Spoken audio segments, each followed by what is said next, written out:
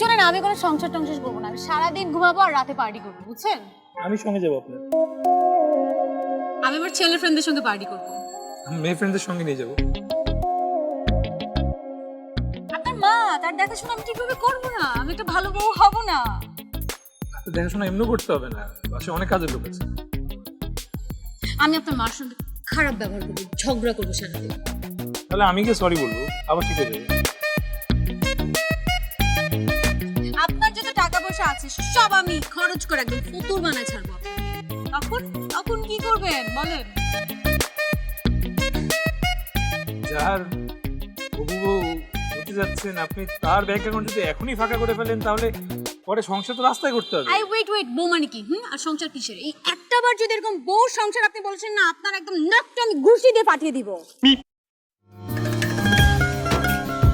জন্মদিনের দিন এত রাগ করতে হয়?